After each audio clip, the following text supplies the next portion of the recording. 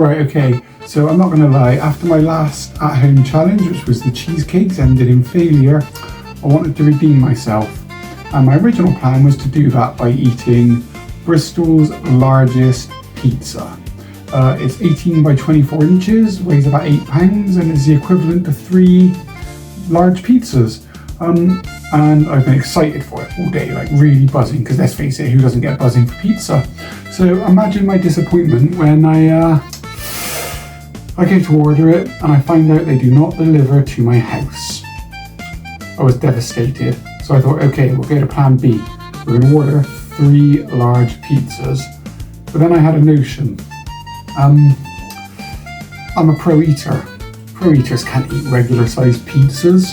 So I did a bit of research, and the best I could do was make a call to my local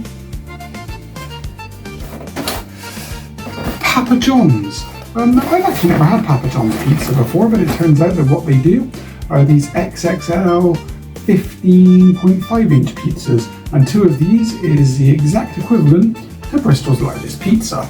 Now, each one, according to their website, weighs between 1.8 and 2 point something kilos, so there's roughly 8.5 pounds of pizza here, and with that, I'm hoping that that will be a suitable replacement, because I've never had a Papa John's pizza before, so I'm hoping it's nice, and it looks big, it smells good. I've got an all meats pizza, and I've got a spicy Mexican one underneath it, and with that, I think it's time to scratch this pizza itch and see if I can ruin this for myself. So let's set the old timer and see how this goes. Now, the good thing about delivery food is it's actually had a bit of time to cool down in spite of me. Hello and welcome back to Wayward Feaster. Good old garlic dip, one of the great pleasures of a pizza. Oh, this is good. I've never had this before. And I'm not gonna lie, early impressions are good. So, as I've already mentioned 3 times, I've never had this before. Oh man, this is hitting the spot. Now, I don't know if it was really that good or if I was just craving pizza, but I was really enjoying this and it was flying down easy. I mean, I'm halfway through in 2 minutes.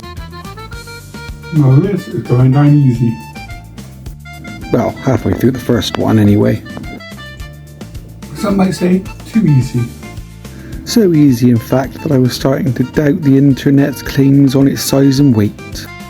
I think the one downside about Papa John's is they don't offer a deep pan option, as everybody knows that is the best variety of pizza. Yeah, thin pizzas just aren't the same. Whenever I meet somebody who orders thin crust pizzas, I automatically just assume they're some kind of weirdo or psychopath, but maybe they think the same about me, I don't know. I've never ever eaten a pizza this fast in my life. Quite impressed with my performance so far. That is definitely not true. Probably helps. I haven't already had a pizza today, and yeah, didn't have a full day of eating before this. Yay me! I actually showed remarkable restraint. I didn't have dinner when I came home. I went to Taekwondo training, worked up an appetite. And I properly feel like I earned this. Well, as much as it's ever possible to earn extreme gluttony, I mean, I think you're just trying to make yourself feel a bit better there, but whatever helps you along. It's always good to still vary up the flavour a little bit sometimes. Ah yes, just stating the obvious there. We all know that trying to eat, well, apparently 8 pounds of the same thing would be a little bit boring, don't we? Right.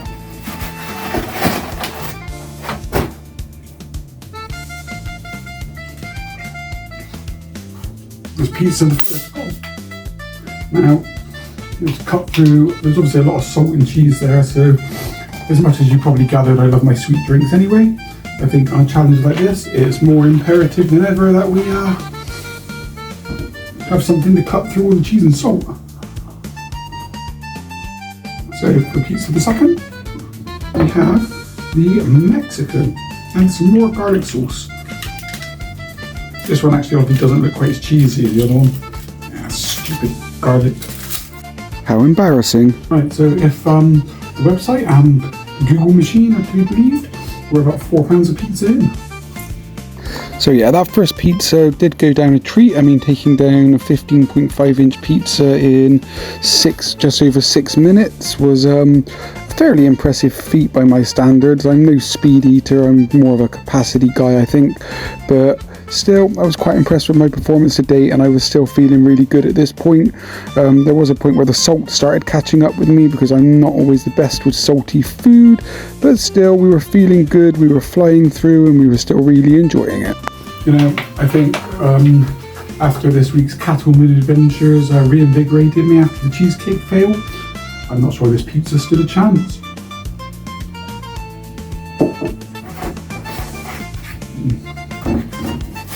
Although, you know, I probably said that at the beginning of the cheesecake challenge.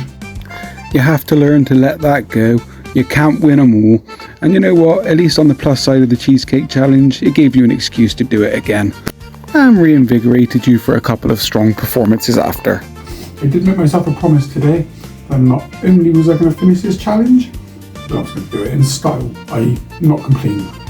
I'm pretty sure you started this challenge by complaining about not being able to get the original pizza. It's a bit chewier.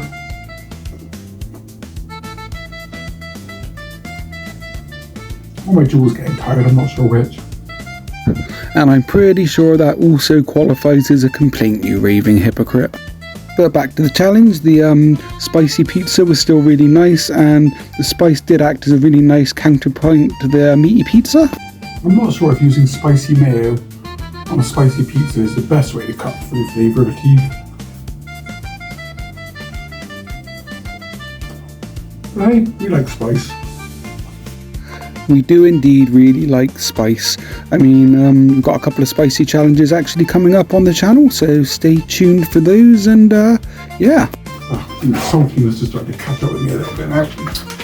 Stop moaning. I kind of wish I had a bigger table so I didn't have to keep closing the box every time I looked away. That can only be classed as a minor inconvenience, I'm sure.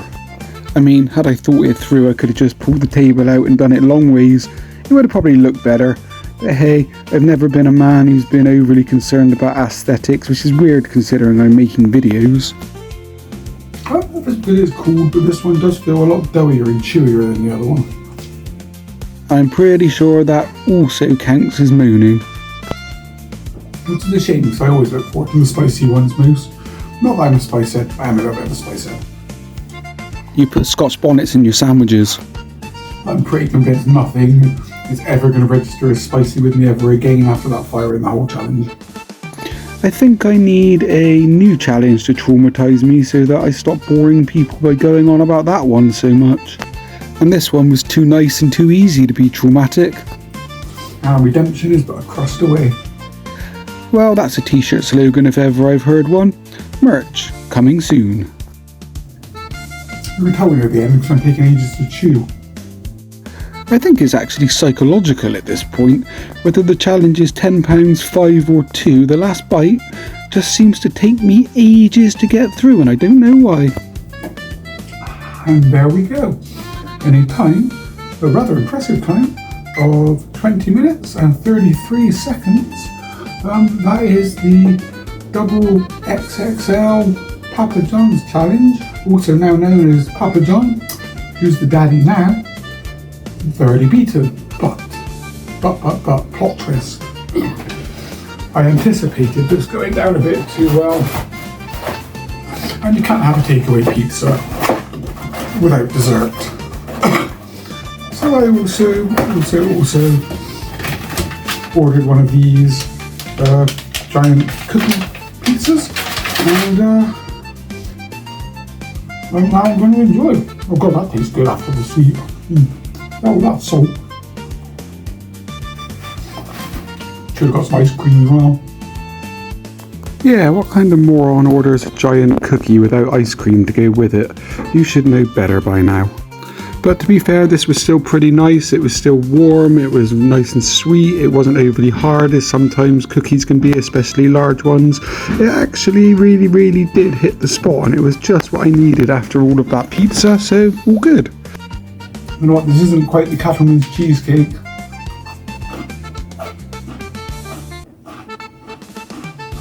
You're still hitting the spot. Yeah, I'm not sure if anything's going to be able to take the place of the Cattleman's cheesecake in terms of the year's best dessert, but that is one thing I'm always open to finding out and being proved wrong on. So send me your dessert ideas. You know what?